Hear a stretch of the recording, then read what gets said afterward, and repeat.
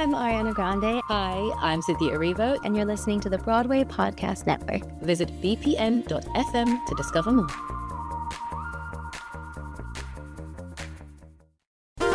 There's a cat over here. There's a cat over there. And the wrong one died. And the wrong one died.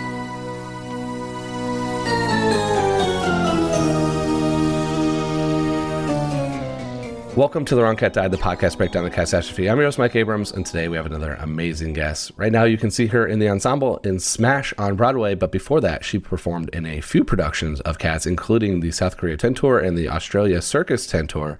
So welcome, Sarah Bowden. Thank you for joining me. Hi, thanks for having me. I'm so excited. I'm excited to have you. I loved Smash, so it was really fun, and I think Smash actually parallels to Cats character-wise really well. So we'll get to Smash, but we got to start with Cats. And so you did Cats. You've had a very long career. You did Cats. It's been a while since you did it. But I want to know when, I think you did it in the early 2000s or even the late 90s. What was your familiarity with it before you got cast in Australia? Okay, so I have a funny story about this. It's a story I tell often, so if any of my friends are listening, they've probably heard it. But so it was 1998 when I auditioned for Cats. I was a baby. I was still in high school. So I hadn't even finished high school. I think I was 15 years old or something. And the day before the audition, so it was before everyone had a mobile telephone, and we were meant to meet at the McDonald's, me and my friends that we did amateur musical theater on the weekends. We were all going to do this big audition for Cats. I think it was the Princess Theatre in Sydney it was auditioning. And we were meant to meet at McDonald's at 9 a.m. And there was maybe 6 of us there, going together, girlfriends. And I, the night before, was at some year 10 formal or something, some dance party, and I got drunk, and my mom was so angry at me. And I remember waking up in the morning. She woke me up with a vacuum cleaner. She's like, get up, get dressed. You've got to go see your friends. And I was like, I don't want to go. I don't feel very well. She's like, get dressed and we're going, and your friends are going to miss their audition if you don't get up. So she drove me to this audition, and I was not feeling it. Met my friends, went in, and then they kept doing these cuts. I'd never been to an audition before, not like that, not like a big, big official, real, huge. I was in high school, I was just doing theater on the weekends for fun, and all my friends were going to this audition for Cats, and I didn't even know what they were doing. I just wanted to hang with my friends, as you do. So I'm in this audition, and they kept cutting groups, and they kept calling my name, and I kept leaving with my friends because my friends were getting cut, and they're like, no, they called your name, you have to stay. I was like, oh, okay. Well, I kept staying and I wasn't feeling very well. And then I remember dancing at one point, and it was Chrissie Cartwright from London, who's one of the rappers. Maine, yeah. Chrissie Cartwright and Joanne Hunter. And Chrissie Cartwright looked at me, and I was doing one of the things, and she's like, stop. So you've got to see the mouse, follow the mouse, pounce on the mouse, chase the mouse again. And I was like, wait. Are we cats? Like meow? We're going to crawl around on the floor and stuff? And she was like, yes. What's your name? I was like, Sarah. She's like, yes, we're cats. So can you do that? I was like, sure. So off I went. I did the thing again. And then, fine, we got cut. And then we were doing the big girls section, which is this big, and she was like, Sarah, is it? I was like, yes. She was like, did anyone ever tell you how to point your feet? Because I wasn't a ballet dancer. I'd never really trained. And I was like, calm down, I'll do it again. And I was really kind of bratty with this woman who was Chrissie Cartwright. I didn't know. Anyway, so that was kind of me just being like, oh, we're cats. You're going to make us crawl around on the floor. Cool, that's really weird. And then they had sent me outside with the lyrics to Moonlight, which is the Sillabub song. Moonlight, turn your face to the moonlight. And they were like, you know the tune of memory. Here are the words. Go outside and practice. And I didn't have the balls to ask or say anything. I just took this piece of paper, I remember, and sat in the Princess Theatre, that if anyone's Australian, they would know there was this alleyway. And I remember sitting there with these words, and I burst into tears. It had been a long day. I was very hungover. My friends had all left, and I was by myself in the alleyway of this theatre thinking, what am I doing? And then a motorbike shows up. This guy on a motorbike takes off his helmet. It's like a movie, right? Shakes his hair, and it's my dance teacher, Aaron Cash, who I was totally in love with because you're 15 and you're in love with your dance teacher. And he sat beside me. He's like, hello, sweetheart, what's wrong? I was like, they've given me these words and I don't know the tune of memory. I don't know what to do. And I'm really confused. He's like, oh my God, you're still here. That's very exciting. And he sat with me in the thing and he sang these words with me. He was auditioning for Rum Tum Tugger, of course. Okay. Casting came out. They're like, Aaron, I'm ready for you. He's like, just give me a minute. I'll be in a minute. And then, I sang the song. They had to take it down because I couldn't sing it that high. It was a little too high for me. And they took it down a third or something and made me sing. And then that's history. Then I booked this Australian tent tour. I actually booked the German production in Germany from that audition, but I was 15 and the Germans were like, well, you can't work in Germany. You can't work, 16. Yeah. So the Germans didn't take me, but Chrissie Cartwright kept me, and then they put me in this tent tour with circus workshop, and we did all these crazy circus things. So that's my audition story with Cats, and me not knowing anything about it. And so I in love that room. So you walked in not knowing anything about the show or at all. I mean, you just were there to hang with your friends. Yes. And you were hungover, so you were in peak performance. As I think you could only do when you're 15 years old. Yeah, exactly. I mean, I was talking back to Chrissie Cartwright. Yeah. I mean, maybe that's what helped. Maybe she appreciated that. I think she thought I was spunky. She thought I was cute and cheeky, which the kittens kind of are. And she always said to me back later when I met with her, like the second and third time, she was like, you were just like full of fire, and you just had this no technique, but it was just fun to work with you. And I just knew that Sillabub needed that energy. And I remember when I first got to rehearsals, when I'd booked the show, and we started singing Moonlight, I was like, oh, no, I don't do it there. They made it lower for me. And they were like, no, sweetheart, now you have to. Yeah, now you got to figure it out. I was like, oh, okay. So, yeah. And so this was, how old were you when you went on the tour? Were you 16, I turned 16 during rehearsals. So once we'd started, I was 16. Yeah, I was 16. Our white cat was 17, and our Cassandra was 18. So there were like 3 babies. Yeah. Wow. 16, 17, and then you are going across the country, basically. Yeah. Did you have to pause high school, or was it summer? I left. I quit.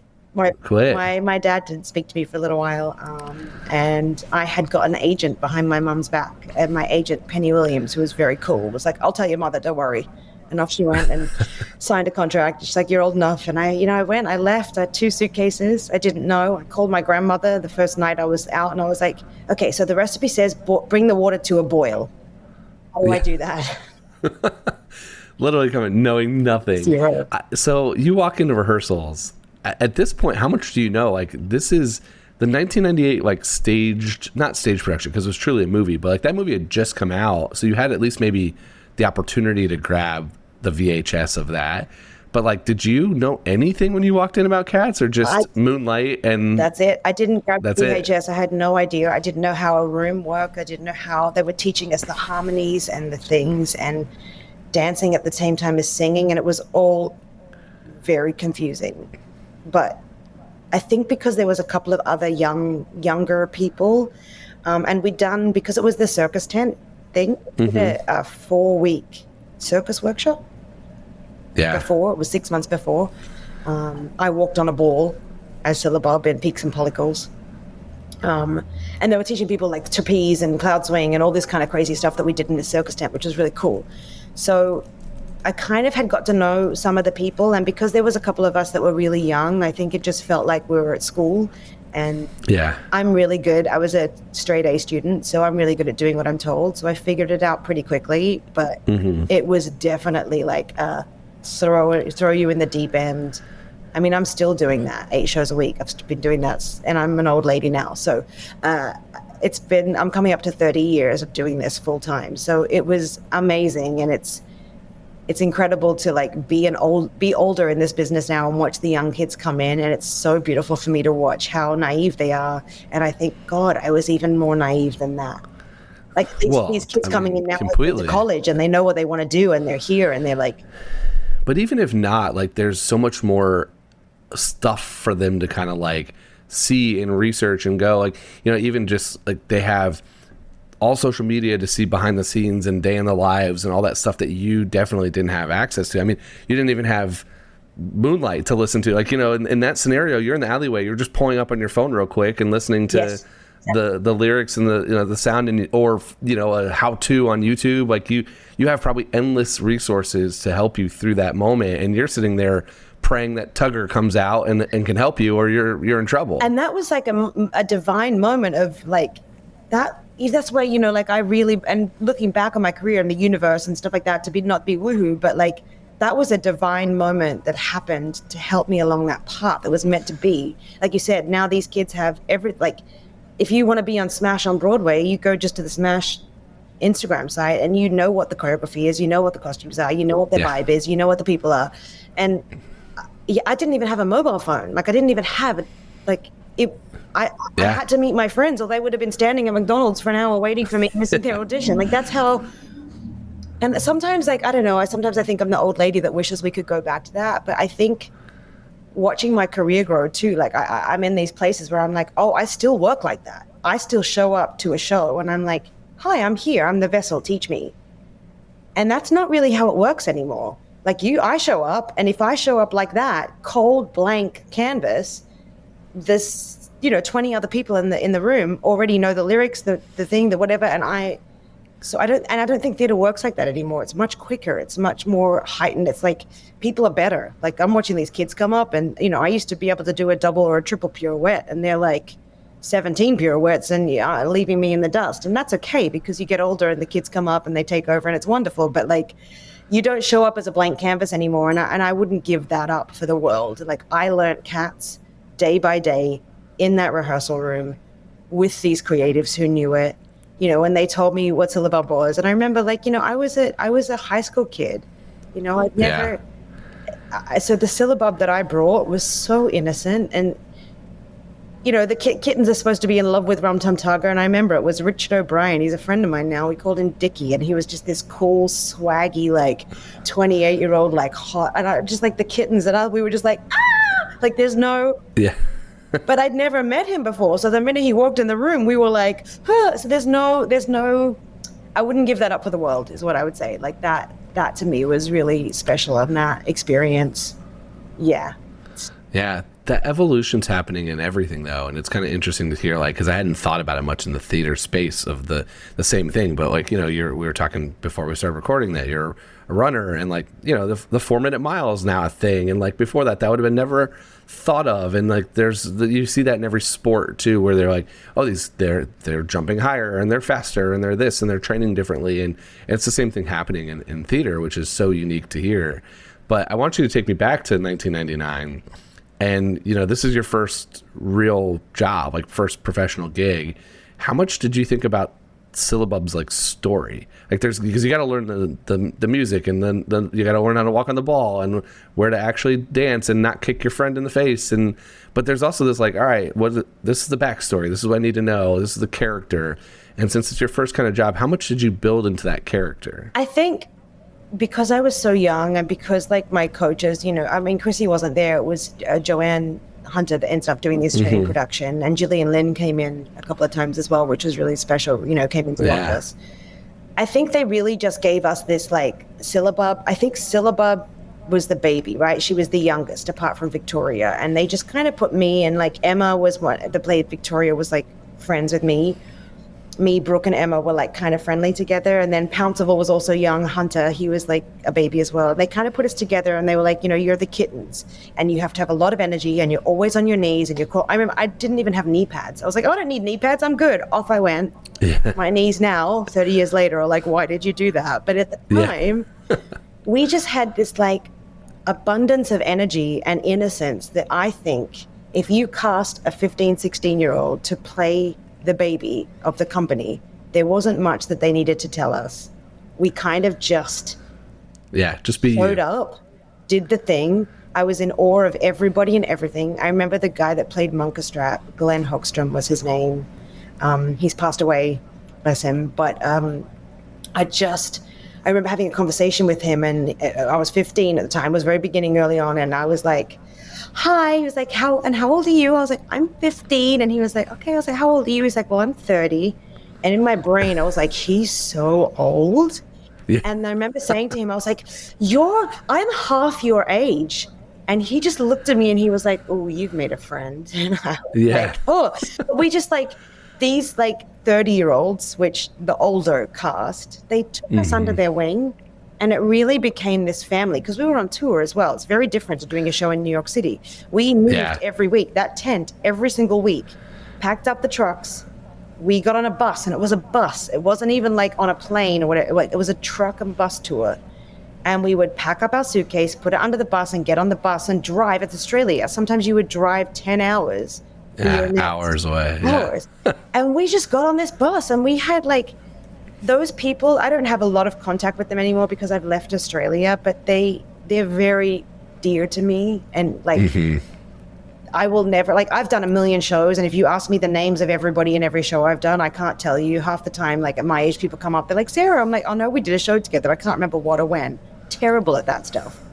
But if you ask me the names, the characters, the favorite ice cream flavor of these people, I will tell you, because it was my first experience, and it made such an impression on me. And it being a bus and truck tour, it was just, I mean, we saw the whole of Australia too. Like, what an experience. We drove straight through the middle. Our opening night was at Ayers Rock. I remember like the tent was like with the backdrop. My mom and my grandmother came, and my brothers came, and it was my very first opening night, which, looking back, it was like an outback Aussie, like, here's a beer in the middle of a tent thing. It wasn't anything exciting, but I remember, I had this dress on, and it was so exciting. And that stuff is like, it's like in my human, imprinted in there, and it will never go away. And like, I'm so grateful that was the first experience I had. And I think I have an affinity for touring. I love touring, and I've traveled around the world. I'm always moving to the next place. I'm always looking for what's next. And I think that experience has something to do with it, because I had such a good time. It set me up for the future to be like, oh no, this is a great thing. Traveling is great. I remember getting to each city and being like, where's the coffee shop and where's the yoga studio? And you know what I mean? Like that. Yeah.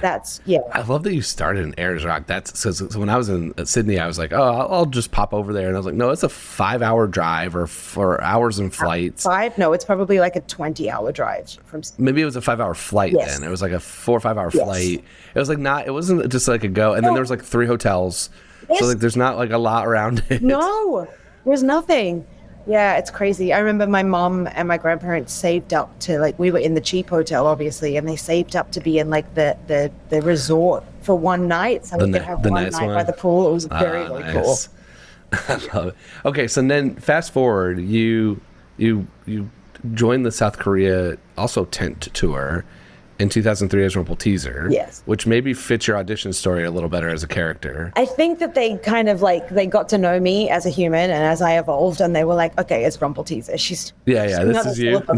And funnily enough, the girl that they booked for Sillabub, for the tent tour, for the South Korean tour, was actually much older than me.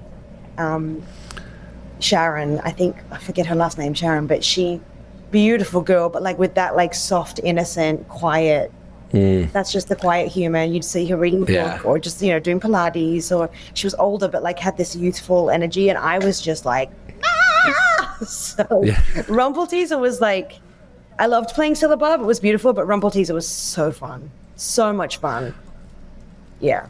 So from one thing I've heard for a lot of the like people who have done multiple different productions of Cats is that it's kind of like once you're in the family, then it's like a lot of the same casting teams and like the same team. So was this something that they came back to you and they were like, hey, we're gonna do this in Korea, we're also doing it in a tent, kind of like what you did there, like, are you ready, and then put you through the audition? Or did you just see it and it was one of the many things you were auditioning for? Oh, I didn't have to audition for the tent tour. Didn't even audition? No, that was just gave a call, you're ready to go. And this was a couple years later? It was a couple of years. So I'd done a couple of shows in between in Australia.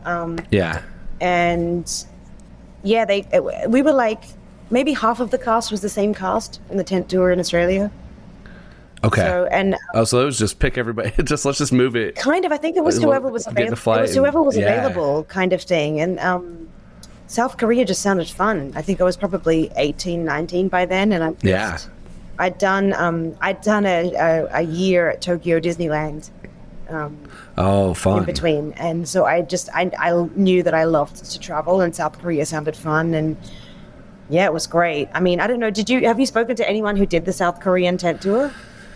I believe so, but I'm not sure. It was probably someone who did like multiple. I'd have to like go back and see, because I heard a little bit, and there's a lot of like parallels to I have talked to people who have done the Australian Tent Tour because it went for multiple times. And so it's kind of like a lot of times when I catch people, it's like they've done it 6 or 7 times and you just keep coming back. Done it here, there, and there. Yeah, you're in the family. Well, the tent tour in South Korea, there was a typhoon. Okay. So it was there you go. I know how old I was. It was my 21st birthday. So I was 21. 21st birthday. And my grandmother and my mother came to surprise me for my 21st birthday and came and stayed in the hotel with me. So we were in Busan in South Korea, which is the south, on the water. Mm-hmm. And that night it was a double show day. And we did the first show, and there was supposed to be a typhoon, and it was like crazy windy. Like you could barely hear the singing because the king poles were just like bashing around. Wow. People up, the light operators were so scared. And we had three of the Australian circus boys, because it was a circus family that took the tent around. And 3 of those boys, one of them, the head was Chris. He, see, it's so funny. I know these people's names, but if you ask me the people's names from the show I did last year, no idea. There's like in my soul. Maybe it's cats. I don't know. Maybe it's just like I was young. But I remember between shows we were sitting having lunch, and it went quiet, and Chris just looked at us and was like, "Oh no." And he started bolting down with like bolting the caravans, because they were like the dressing rooms. So he bolted one of them down and said to us, "Get out now," and threw us in the bus. And I remember we grabbed like our wallet. We had our makeup still on. We just like got in the bus, and the bus drove to the hotel, which was not far away. So the typhoon had started, and it drove over this like bridge, which was like water. And then the water behind the bus, we all looked as it like engulfed this bridge, and we went back to the hotel. And the next day, the whole place, the McDonald's sign, it's a whole thing, right? I don't even know. Yeah. It was from like all the way down the street, was in front of the hotel. The ship that was docked was turned on its side. The whole thing. The poles were turned one way and then back the other way, because I think a typhoon does one way and then goes back. I don't know. But those circus boys were in that caravan on the tent site, locked in, bolted down so they didn't blow away, because everything was gone, the whole set. And we got sent home. We got sent home for like 4 or 5 weeks, I think. Well, they brought a new tent over, and then they sent us back to South Korea, and we continue with the tour. It's crazy. Wow. Yeah. Okay. So how long into that run was that? It was like halfway in. We were halfway through. Yeah. Okay. So we all went back to Australia for a month and just like chilled out and hung out, went to the beach, and then went back to South Korea. It's so wild. Like when you're young, you're just like, okay, you sure. Roll with the punches. Just a natural disaster that takes a month out of this. And I grew up in tornado country in Indiana, and when it gets calm, like when it's storming, I was always like, yeah, you're fine. If it's storming, you're fine. And the minute it gets calm, it's like, oh, now you need to pay attention. Where's it coming from? That's coming. Yeah, like that's where it gets freaky. It gets like green and warm and really scary. But okay, so that's a good kind of like transition to what are some of the other fun, that's not a fun story, but what are some of the other memorable moments and stories from either of the tours you did? Okay, so one of the things I remember, my very first like lesson in how to be professional, because you kind of get on, you kind of get in with the games and the fun that's happening. And, I remember the older cast were, they would hide a chocolate mouse on the set somewhere, and you would have to spend the show trying to find this chocolate mouse. And we did like this we played this game, and I remember the girl Demita Kara, she got it one day and she pulled it into the middle of the stage and was playing with this chocolate mouse before she ate it like a cat would. Just so fun to me. And we were playing these games. I remember being called into the office. Being called into the office to be told like, this is not acceptable and you guys all have to stop. And that was like a crazy moment for me to be told not to muck around on stage, basically. Do your job. You can't be like changing choreography to play with a chocolate mouse. That's not what the audience paid for. Heartbreaking, crazy. So that was kind of one of the moments. And then how many times did you find the mouse? I never found the mouse. Never, no. They cut the game before you could. Yeah. I was kind of like, I guess kind of out there, but also kind of shy when it came to like the stage. I kind of tried to do the right thing, but you get kind of swept up in the whole thing. And then I guess, what else? I mean, my grandma and mom coming over, that was really fun in South Korea. That's fun as well. Oh, and then I remember once, I was with Glenn. We went to Fraser Island in Australia, which is this beautiful island, and he had a Jeep. And I remember we camped overnight with the dingoes on Fraser Island. And I remember driving his car through the waves and stuff like that. And that was just, there was some really fun stuff. We also swam in a lake in Kakadu National Forest up north, where it, said, I remember we went up to this beautiful lake and there was a sign that said, "Crocodiles do not swim." Yeah. And there was a ranger there, an Aboriginal man, and Dickie and I were, and I wanted to impress Dickie, didn't I? There was a waterfall at the other side, and Dickie was like, "Hey mate, is there any crocodiles in here, or is that just a sign?" And the guy was like, "Well, I haven't seen any in a while. You'll be all right." So I would do it. Dickie and I kind of swam across this river, this lake that was like, the river came in from the salt water into this freshwater lake in Kakadu National Park, which is beautiful, but full of crocodiles, full.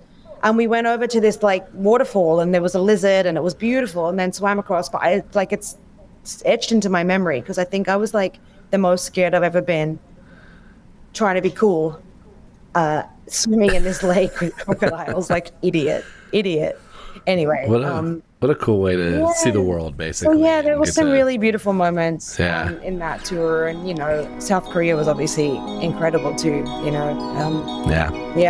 We're going to take a quick break, and then we'll be back for more of The Wrong Cat Died. Okay, let's talk about Smash. Okay. I want to talk about Smash. I loved it. I got to see it. I took my mom, and we saw it when she was visiting, and just such a fun show. And, obviously it's coming from, as someone who didn't really watch the TV show, I wasn't as familiar with kind of the whole plot and story, but I think that was kind of the beauty of it is that the people I know who've seen it, who are obsessed with the show, have loved it, and then people who haven't seen it still can kind of follow along and really keep up to it. So how's that experience been for you, and like what's kind of been your take for people who haven't seen it yet, who are choosing a show to come see? I mean, that's the beauty. That is exactly, you hit the nail on the head. The beauty is if you don't know anything about it, it's a fun show that kind of deals with like the backstage life of musical theater. So if you're coming to see musical theater and you don't know anything about musical theater and you come and see this show, you're like, oh, wow. So you get all these like fun, it's so funny, but the anecdotes that we laugh at because we know them so well, I think it's surprising and exciting for the audience too, to be like, oh, that's what happens backstage. Because it's basically a show about putting on a show. So it's really fun in that sense that we get to like heighten those experiences, because this really is what happens backstage. The writers are kind of getting crazy and the producers are getting wild about raising money, and then all these different things happen and you put a different cast member on, there's an understudy that wants to be the thing, but it's like a heightened version of that, right? Like this is not really how it happens, and it's not so crazy stakes all the time, but it is what happens. So it's actually funny that we actually, like in the whole rehearsal process, we laugh at ourselves and we create these things because they're funny, because they actually happen. So I'm a big fan of Smash, and I remember because I lived most of my career in Germany, so I was in Germany for 15 years, and I remember downloading, because that was like 10, 11 years ago, I think, that they were doing the TV series, so it wasn't as like accessible as it is now. So 10, 11 years ago, you had to find a way to find these episodes. And I remember like they wouldn't download properly, but I remember watching the TV series somehow, somewhere, some way with other musical theater friends, and just, these songs came out, and then Let Me Be Your Star, I remember translating it to German and trying to sing it at an audition, and badly translating it to German, but no one had done that yet. So I was like, oh, I want to sing this song. It was so exciting to me. And just like dreaming of playing that role or playing those roles, it was like a huge dream that was like so far in the distance and never actually possible for me because I didn't have an American passport. I was living in Germany, but it was fun to imagine that, right? Yeah. So cut to me being here. The choreographer Josh Bagas, I'd worked with him before, and the writers Mark and Scott. So Mark and Scott wrote Charlie and the Chocolate Factory, and Josh Bagas was the choreographer on Charlie and the Chocolate Factory, and that was my very first job in New York. It was my second audition, and I booked it, and I did the first national tour of Charlie and the Chocolate Factory and played Cherry Sunday, the reporter. So I met Josh, I'd worked with him, I loved him, and I knew Scott and Mark, and such a great little team. So when these auditions came around, I didn't even think to audition because I was like, well, I can't sing those songs. Like, it's probably, and I was in Germany at the time choreographing, I was away, it was summer, I was like, yeah. So I kind of didn't really, it was on my radar of something that it would be really cool, but I was kind of out of the mix, and I knew that they had already cast Robin in the lead role, and I was like, look, they're going to want like I just didn't think about it. And then kind of a call came through from my agent, and he was like, hey, where are you? And I happened to be in New York. It was Tuesday. He was like, where are you? I was like, JFK, why? He's like, ooh, can you go into an audition for Smash tomorrow morning? I was like, no, I just ran 50 miles up a mountain in Wales and I can't walk, so no, I can't. He was like, you're the only person that would give me that excuse, and that is so random. And it was Tuesday night. Wednesday. I was like, no. He's like, how about Thursday? I was like, well, Thursday I can probably make work. Give me a day to work on this body and I'll be back. So Thursday morning I did the audition, and I had to leave the city on Friday to get back to my work in Europe. So I was like, you've got me for 24 hours. And it happened. And it was just this crazy dream come true moment that I would be in this show, dancing with Josh again, singing these songs. I cover Ivy, Karen, and Susan, the funny acting coach. Yeah. That's a fun little nugget for me to do. But yeah, I cover these incredible women, which means I will eventually have a chance at some point in this run to play these roles. So I get to sing these songs, and it just feels crazy because I love the show so much. But what they've now done with this stage production compared to the TV series was kind of high stakes and a bit serious. But the stage production is just silly and fun. Yeah. And it doesn't have this serious, dramatic, because the TV show was a little bit dramatic. It was great. It was like you're watching a TV show and it was a series and you wanted to know what happened next and you tuned in. This is just like 3 hours of pure, silly fun. It's insane. And it's so much fun to do.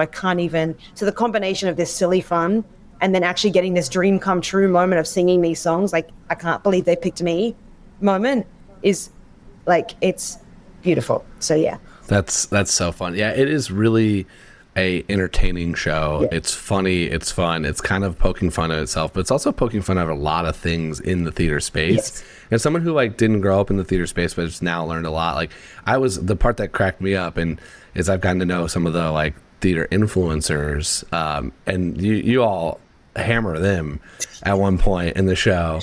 And I was laughing really hard because it's they're all really good humored about this stuff. They're all super great people. And I'm like, they're going to love this when they see it. But you poke fun at them pretty hard, too. It's you tackle all of the different parts of the, what a show looks like, including inside and outside the show. Yes. And do a great job with it. So it's a great show. Everyone should go see it. I had a blast. It was, again, I laughed the whole time.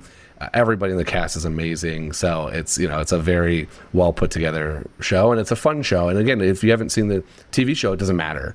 It's still a great night at the theater, and you'll follow everything through, and you can catch what's going on and enjoy it. But we got to do my favorite thing. Yes. Which is, I know cats, so I like to cast the cats' characters into the roles. So I've thought about this, and I actually think this lines up a lot better than some other shows I've done this with. Okay. But I'm going to give you the Smash character, and then I want you to tell me which cat would play them. Okay. And do you have this already? I have this thought through, too, so I have my answers, okay. too. So I'm going to start with the two writers. So I'm going to start with Tracy and Jerry, and I think we can do them together. But I want to hear who you think for Tracy and Jerry. Aren't they like Tantamile and Coricapat?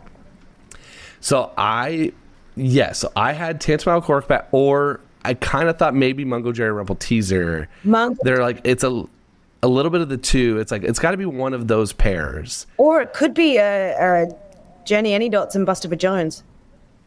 So I have both of them in other spots. Okay, cute. All right. So that's why. But I agree. I think Mungo and Rump is probably better. There's a little serious, and Mungo and Rump have a little more. Yeah, they have some fun. They have they're funny. They have their moments. I think the twins kind of are too much of they're seeing the future, and I don't think the Tracy and Jerry are seeing the future at all. No, they're in the moment. So definitely Mungo and Rump.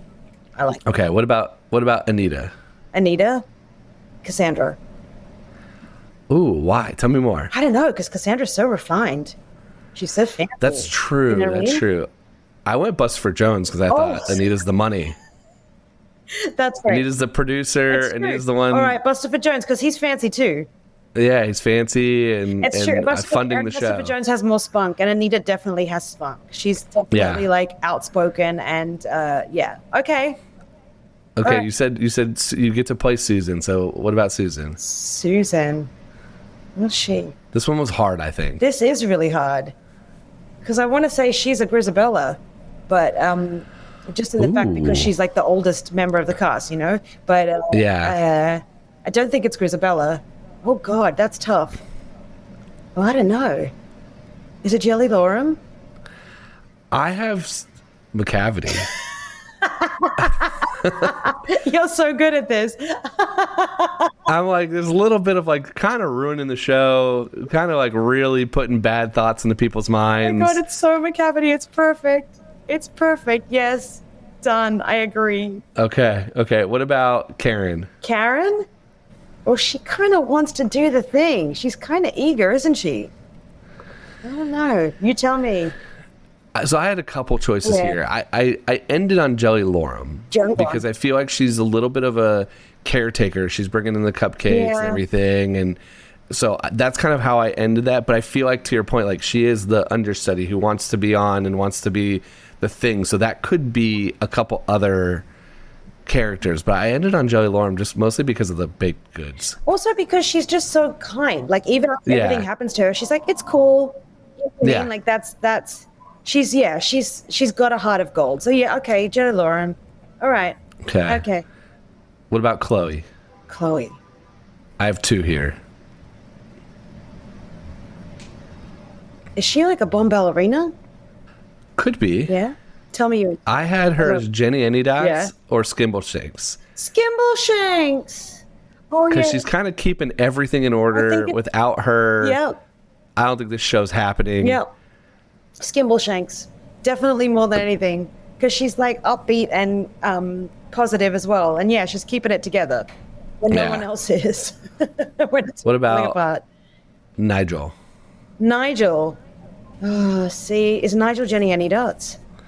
That could be, that's probably the best answer. I was trying to debate the Monkish Trap Old Deuteronomy just kind of as the like director and in charge, but he's so funny and those two are so serious. That's the thing, like Monkish Trap's like very serious, right? Like, you know what I mean? Like he's the director and he's in charge, but he's seriously in charge and everything's very like, this is the way that evening's going to go.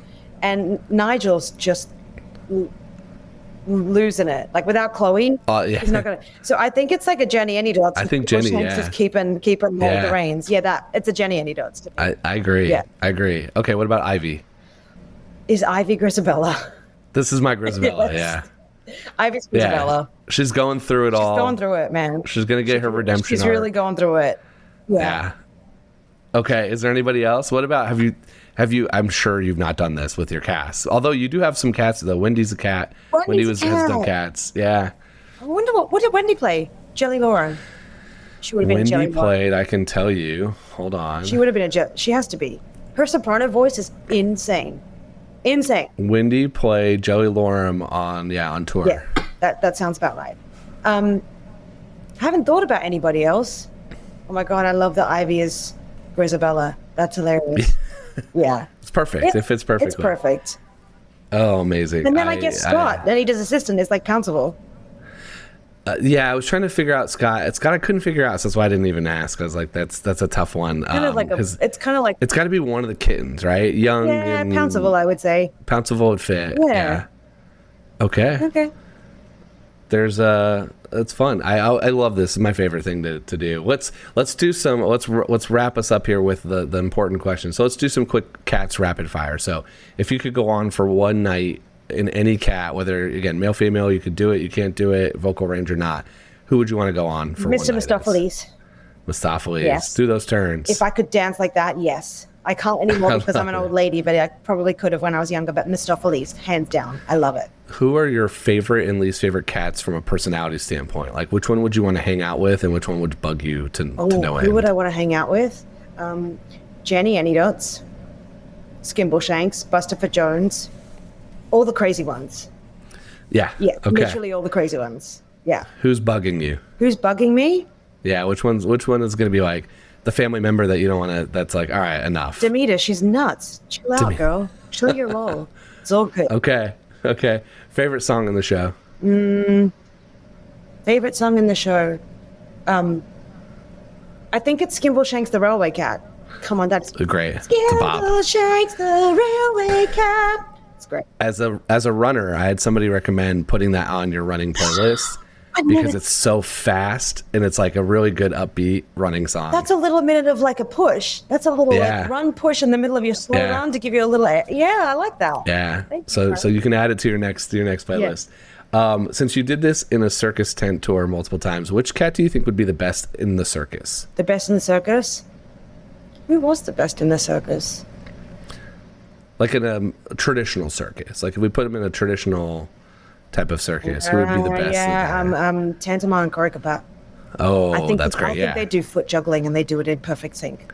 Yeah. That's also the like, come see the creepy psychic ones. Yeah, exactly. It's some kind of weird sideshow thing where they don't talk and they just move the whole time and they do like random stuff that you're like, what? Yeah. I love it. Okay, my $1 million question. This whole show is based on the fact that I don't think Grisabelle is the right Jellicle choice. So who are you, Sarah, picking as your Jellicle choice and why? Who am I sending up? It's the heavy side. Yeah, if you're picking, who are you picking as your Jellicle choice? Monkus Trap. Monkus Trap. Okay, tell me why. Because I think that, I think he thinks he rules the roost and he's in charge and everyone's like, and I just love it when I'm an Aussie, so like I like to pick the underdog, and I just think like if you just get rid of him and send him up to the heaviside layer before his time, it's like it like shakes up the rest of the cats, and it's like, okay, well, what do we do now? Because like our whole hierarchy system is like disheveled, and I love it. I love that. It just creates chaos. I was gonna say you're an agent of chaos here. You're gonna come to the audition hungover. You're gonna do all kinds of stuff you can to kind of really shake things up. Yeah. I'm here for it. This has been amazing. How can people stay in touch with you? And we'll link everything for Smash too, but how can people keep up with what you're doing on social media? Yeah, I'm kind of on Instagram, and that's about it really, just because, 1999. But yeah, I think I'm sarahbowden.de for Deutschland, because I lived there for a very long time. But yeah, hit me up on Instagram. I love to like meet new people. If you're coming to see Smash, please hit me up on Instagram and I'll say hello at stage door. We'd love a stage door moment. Yeah, that's kind of it, really. I have a Broadway Run Club. If anyone wants to kind of like Broadway Run Club NYC, we kind of meet on Saturdays at the moment, I think. And now that the summer's coming, we'll probably do 2 days a week. It was pretty abysmal. We had a small group through the winter, but we were still doing it. But as the summer's You chose Saturday? You do 2-show day you're going to run before? Yeah, that's kind of my thing. I normally like to run a half marathon or something on a double show, and then, but we might change that to Sundays. We'll see. But like, we're doing this. I just want to create some community. And it's like, it's not for people on Broadway. It's for anybody listening to this podcast who loves Broadway, who's a fan. Bring your mom, bring your brother, bring your cousin, bring your nephew. Just kind of a way to create community. And then we try and run, and it's always like, we'll do the park. So sometimes there's like 2 laps of the lower loop, which gives you like about 3 miles. And then we'll do a second group that will run off and do the whole thing, which is 6-mile run. We might, as the summer goes on, do some longer runs and stuff. But that's a really great Broadway Run Club, NYC. We're on Instagram, on Strava. And I think in about a week or 2, we'll start picking that back up again now that the sun shines out. So yeah, hit me up, sarahbowden.de, Broadway Run Club.nyc. Yeah. I'll link all of that too in the episode too, so everyone can do that. And also follow. I'm a slow runner. Growing up playing the opposite of running. Yes. I grew up doing basically plyometric, essentially, of like start stop. So running a mile was like not a thing for me until after college. But that's such a fun way to do it. I'm still shocked that you do it on Saturday. Just like how physically demanding one show is, and you're gonna do it twice. And it's like, no, let's just go for a quick little 6-mile run around Central Park before that. If you know me, that's what I do. Yeah. I did. I was on the national tour of Moulin Rouge just recently. I left last year, and when I left, I did a running away party instead of a goodbye party. And I organized a half marathon. We were in St. Louis in Forest Park. I set it up, and my whole cast joined. Some people were at the water station and did nothing. Other people ran a couple of miles, and then some people ran 1 mile and did the last bit. So everyone kind of came to this run and ran with me. I was like, if I'm going to say goodbye and we're going to do a party, you're going to come on a run with me, because that's what it's what I do. And everyone showed up. The whole cast showed up and ran a mile or gave us some water or did the water. It was really fun. So, that's awesome. Yeah. Well, this has been so fun. So thank you so much for coming on and sharing about your Cats experience and Smash experience, and just a lot of fun stories and conversation. Thank you. Thank you, and thanks everyone for listening to this episode of The Wrong Cat Died, the podcast breakdown to Cat's Atrophy. To follow along, you can subscribe on Apple Podcasts, Spotify, or any of the podcast. Follow us on social media at The Wrong Cat Died, or check out our website, thewrongcatdied.com.